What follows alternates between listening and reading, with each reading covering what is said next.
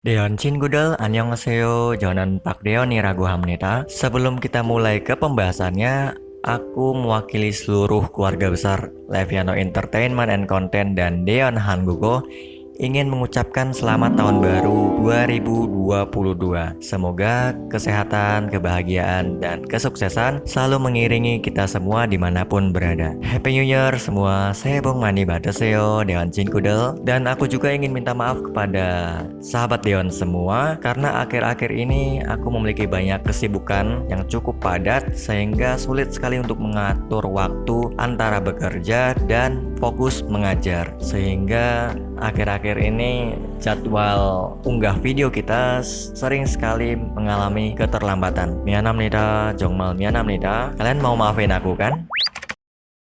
Oke, sesuai dengan judul video yang kalian lihat, di video kali ini kita akan coba mempelajari cara memperkenalkan diri kepada orang asing dengan menggunakan bahasa Korea. Tapi sebelum kita lanjut ke pembahasannya, seperti biasa aku ingin introducing channel ini terlebih dahulu. Selamat datang di channel This is Visa Leviano. Di sini kalian tidak akan hanya menemukan materi-materi belajar bahasa Korea, namun kedepannya kalian juga akan menemukan video-video dengan pembahasan menarik dan seru lainnya dari dunia entertainment, historical, politik, cases, crime, and horror. Bersama Deon Hanguko, channel ini juga sedang membuka kursus daring bahasa Korea gratis. Jadi tunggu apa lagi? Jika dirasa channel ini cocok dengan kalian, subscribe dan nyalakan lonceng notifikasinya agar kalian tidak ketinggalan dengan video aku selanjutnya. Untuk yang sudah subscribe dan nyalakan lonceng notifikasinya, aku ucapkan terima kasih banyak dan let's go, kita mulai videonya.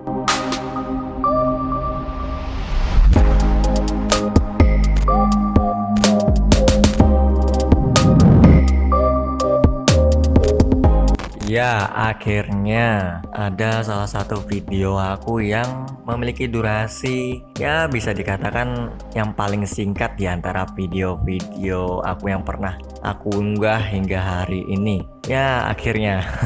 Dan juga di video kali ini mungkin penjelasannya akan sedikit lebih santai karena materinya juga ringan dan aku harap sahabat Deon semua dapat mengerti materi singkat ini. Ya, akhirnya materi singkat.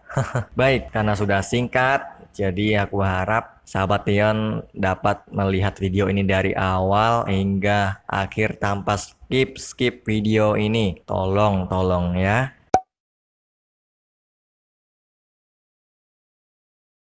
Mengapa aku bilang demikian? Ya, karena sangat kontras sekali. Lagi-lagi aku sampaikan, sangat kontras sekali antara pelajar yang memang benar-benar belajar dengan pelajar yang belajar asal-asalan. Ya, lebih baik tidak perlu belajar kalau seperti itu.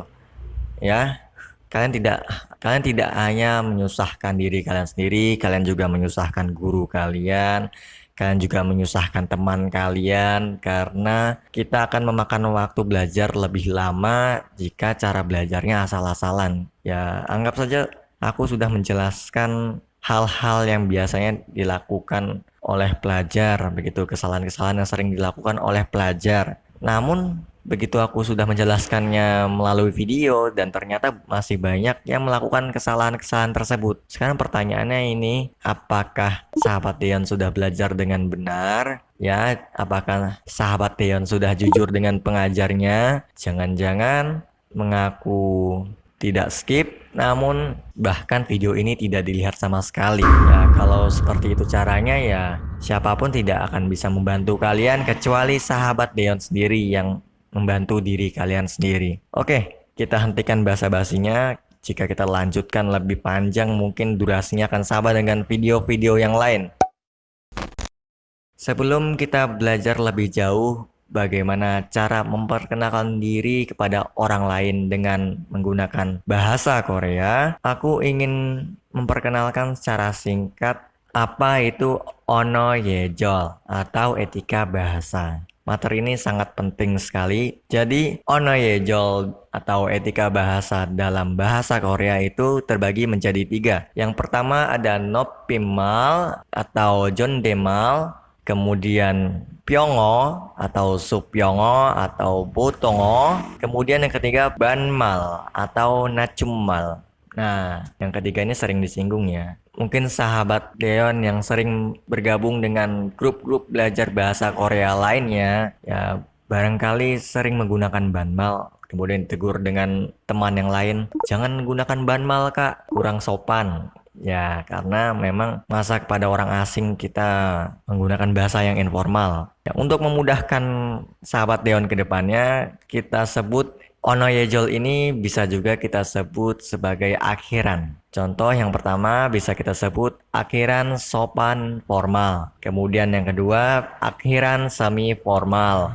Dan yang ketiga akhiran informal. Baik, kita ke nomor yang pertama, akhiran sopan formal. Ya, nopimal atau jondemal ini biasanya digunakan pada situasi atau kegiatan formal. Mungkin pada saat berada di sekolah atau berada di sebuah organisasi atau pertemuan formal lainnya, ya mungkin remaja masjid, ya dan sebagainya, begitu. Kemudian yang kedua, pada saat berbicara dengan orang yang belum dikenal, ya tentu kita menjunjung tinggi nilai kesopanan terlebih lagi kepada orang asing. Ya tidak mungkin ya di jalan kita tidak kenal dengan orang ini tiba-tiba, "Hai bro, what's up? Gimana kabarnya?" Ya pasti orang, ini orang Sinting dari mana?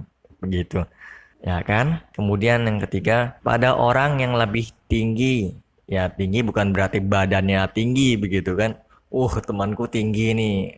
Tingginya setinggi rumah lantai 2 gitu. Ya bukan gitu. Jangan mentang-mentang juga contoh guru kita karena tingginya lebih pendek dari kita, ya kita sapa, "Hey brother, gimana? Aku belum ngerjain PR." Ya, jangan seperti itu juga.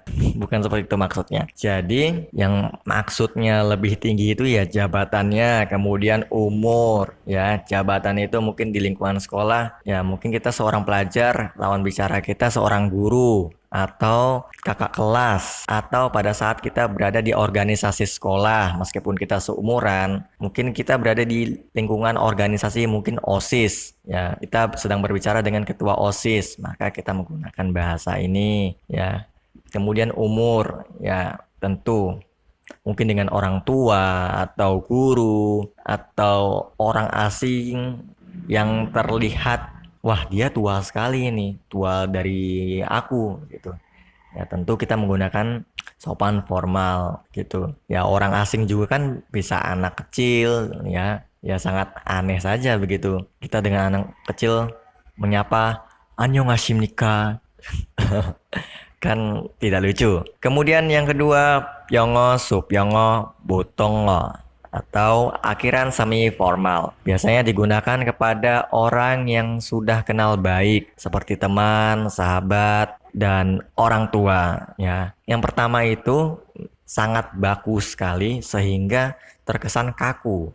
Memang benar sopan, namun terkesan kaku ya. Dan sedangkan yang nomor 2 ini sedikit lebih santai namun tidak mengurangi kesopanan itu sendiri begitu. Ya contoh orang tua zaman sekarang biasanya dengan anaknya itu seperti teman gitu. Bahkan terkadang ada tipe orang tua yang dengan anaknya itu akrab sekali begitu. Seperti tidak ada hierarkinya antara si anak dan si orang tua begitu. Dan biasanya juga akhiran semi formal ini sering digunakan oleh banyak orang, termasuk orang Korea itu sendiri, karena selain lebih santai dan terdengar lebih natural, tidak kaku, namun juga sopan, tidak mengurangi kesopanan itu sendiri, begitu. Kemudian yang kedua, kepada orang yang seumuran. Ada tipe orang yang mungkin merasa, wah umur aku sudah nggak pantas menggunakan banmal gitu. Ya mungkin umur-umur 30 atau 40 begitu. Meskipun berbicara dengan sesama temannya yang berumur 40 atau 30 juga begitu. Ya mungkin mereka lebih nyaman menggunakan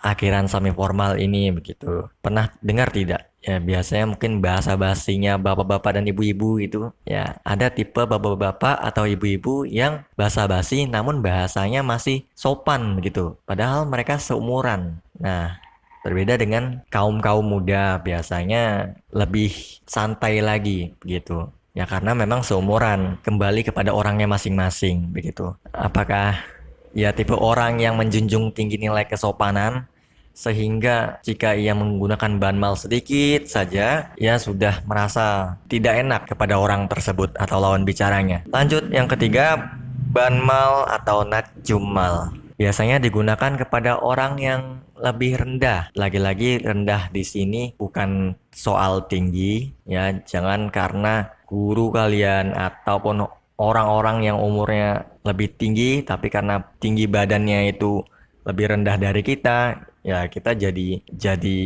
santai bicaranya gitu.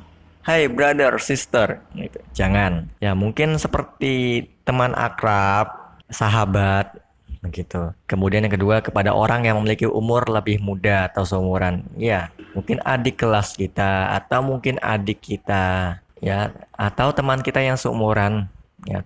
Tentu. Kemudian berhubung karena banmal ini adalah tingkatan bahasa yang paling rendah, kita juga harus jeli melihat situasi penggunaannya. Pastikan lawan bicara kita nyaman pada saat kita menggunakan banmal, ya. Namun jika ia tidak nyaman, lebih baik tidak digunakan, bahkan akrab sekalipun, begitu. Dan jangan pernah menggunakan banmal kepada orang asing atau orang yang belum dikenal sama sekali. Contoh, sering sekali saya melihat orang-orang di luar sana yang mungkin belum paham dengan etika bahasa ini menggunakan bahasa banmal terhadap orang yang baru saja ia temui. Sering terjadi di media sosial, mungkin media chatting seperti WhatsApp, Instagram, ya itu sering terjadi. Contoh pada saat kita masuk ke dalam sebuah grup bahasa Korea gitu. Kita akan bertemu dengan teman-teman baru begitu. Tentunya kita ini adalah orang asing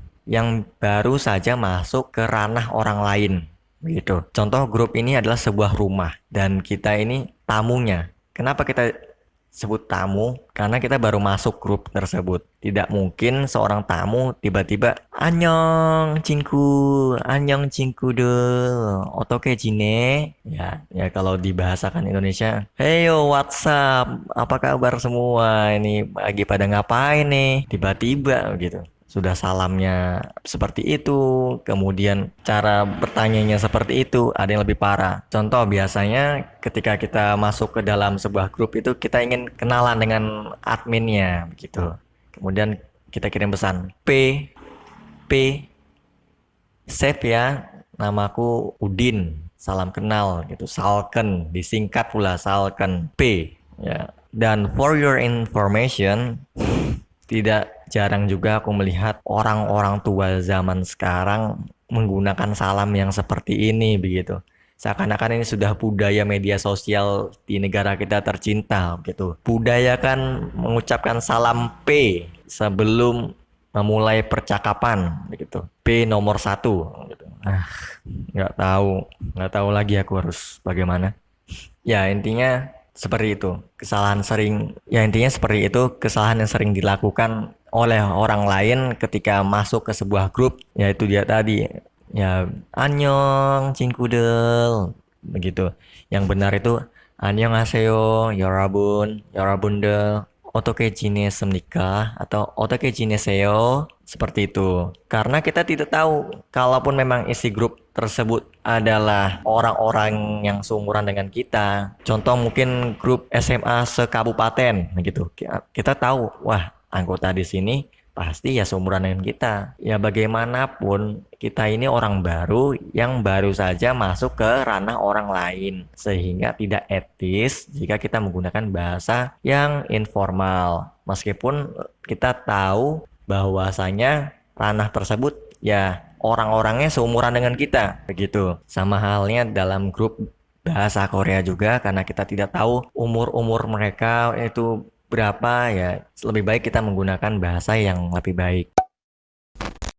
Baik, jadi di sini sudah ada contoh bentuk dari masing-masing akhiran tingkatan bahasa dalam bahasa Korea. Kita lihat tingkatan bahasa akhiran sopan formal atau nopimal atau jondemal. Contoh bentuknya biasanya diakhiri dengan kata imnida. Untuk kata benda, vokal ataupun konsonan akhirannya sama. Kemudian biepnida untuk akhiran vokal atau semnida akhiran konsonan, dan digunakan untuk kata kerja atau sifat. Sebelum kita lanjut lebih jauh, pastikan kalian tahu terlebih dahulu apa yang disebut kata benda, kata kerja, maupun kata sifat. Ya, jadi intinya kata benda itu kata yang menyatakan makhluk hidup, kemudian benda, dan berhubung karena topik kita kali ini tentang bagaimana cara memperkenalkan diri dengan orang lain, maka dari itu contoh kata benda yang kita beri di sini seperti nama orang, kemudian nama tempat, nama profesi, umur. Nah, itu termasuk ke dalam kata benda. Sedangkan kata kerja adalah kata yang menyatakan perbuatan. Contoh berlari, kemudian berjalan, makan, minum. Itu adalah perbuatan. Sesuatu yang dikerjakan gitu. Kemudian yang terakhir kata sifat. Contoh cantik tuh. Apakah sampai di sini sudah paham? Kita kembali. Nah, jadi karena kita sudah tahu bentuk kata benda, kemudian kata kerja dan kata sifat itu seperti apa, sekarang kita tinggal lihat konteks kalimatnya. Apakah ia menggunakan kata benda atau kata kerja dan kata sifat. Kita sesuaikan penggunaannya sesuai dengan kegunaannya. Ya, seperti mnida digunakan untuk kata benda, kemudian biapnida dan semnida digunakan untuk kata kerja dan kata sifat. Kemudian yang kedua, pyongo, supyongo, botongo atau akhiran semi formal. Contoh bentuknya biasanya diakhiri dengan kata yeyo untuk kata benda berakhiran vokal. Sedangkan untuk kata benda berakhiran konsonan itu contoh bentuknya ieyo. Ieyo ya. Kalau berakhiran vokal yeyo, yeyo. Kalau berakhiran konsonan i-e-yo ya, bukan yeyo, bukan i-e-yo tapi i-e-yo ya, begitu. Yang ketiga, banmal, nacumal atau akhiran informal. Contoh bentuknya biasanya diakhiri dengan kata ya untuk kata benda berakhiran vokal dan iya untuk kata benda berakhiran konsonan. Untuk tingkatan bahasa kedua dan ketiga itu sebenarnya luas sekali pembahasannya. Namun karena hari ini aku hanya ingin memperkenalkan secara singkat, maka hanya aku perkenalkan contoh bentuknya untuk kata benda ya. Untuk pembahasan lebih lengkapnya akan kita bahas dan kita buatkan khusus videonya mengenai hal ini. Kreso, kidario juseyo. Oke, setelah kita mengetahui tingkatan bahasa dalam bahasa Korea atau ono yejol, etika bahasa, selanjutnya kita lanjut ke pembahasan jagi soge atau perkenalan diri. Ya, biasanya poin-poin yang ada di dalam sebuah kalimat perkenalan diri itu yang pertama pasti salam. Ya, assalamualaikum. Selamat pagi. Kalau dalam bahasa Korea, annyeonghaseyo. Kemudian pasti nama. Nama kamu siapa? Nama saya. Kemudian umur. Umur saya sekian. Kemudian tempat. Dari mana kita berasal? Dari mana kamu berasal? Saya adalah orang Indonesia. Gitu. Kemudian pekerjaan, profesi kita sebagai apa, kemudian hobi kita apa. Kita mulai dari salam, annyeonghaseyo, halo gitu. Kita bisa juga tambahkan kata pendukung, mungkin 여러분들 atau 친구들 atau Dolyodel, artinya halo semuanya, atau halo teman-teman, atau halo rekan kerja semua. Oh ya, apakah kalian tidak penasaran dengan bentuk del di akhir kata ini? Ternyata del itu adalah partikel jamak. Jadi, jika sebuah kata diberi partikel seperti ini, maka bunyinya jamak. Contoh, yorobun, artinya kalian. Jika kita beri del di akhir kata, menjadi yorobundel artinya kalian semua. Nah, jadi yang disebut jamak itu apa? Jadi suatu benda bisa disebut jamak itu jika benda tersebut jumlahnya 2 atau lebih, begitu ya. Jadi kalau orangnya hanya satu, ya untuk apa kita menggunakan del gitu. Contoh, ibu ya. Kita lihat di depan sana itu ada ibu. Ya mungkin tante, ajuma. Nah, Ajumanya hanya sendirian di sana. Ya, kita tidak perlu menggunakan partikel ini. Kalau kita gunakan, jadinya ibu-ibu, tante-tante. Sedangkan orangnya hanya satu orang di sana. Hai tante-tante. Ya, yang dipanggil ya bingung. Lihat belakang kanan, belakang kiri. Perasaan aku sendiri. Begitu. Jadi sudah tahu ya, del itu apa? Del adalah partikel jamak. Jadi, annyeonghaseyo, yorobundel. Halo semuanya. Halo kalian semua, atau annyeonghaseyo, cinkudel. Halo teman-teman. Kalau kita tidak menggunakan partikel del, halo teman. Begitu bunyinya. Halo rekan kerja semua. Kalau kita tidak gunakan partikel del, annyeonghaseyo, dolyo. Halo rekan kerja. Begitu. Kemudian lanjut nama. Ya, setelah kita mengucapkan salam, pasti kita memperkenalkan diri dahulu. Kita ini siapa? Ya, di sini saya beri tanda. Pasti ada yang bertanya, Kak, perbedaannya J dengan Jo apa? Ya, jadi sebenarnya J itu terdiri dari dua suku kata. Ada suku kata Jo dengan suku kata E. Dan suku kata ini itu ternyata adalah partikel kepemilikan.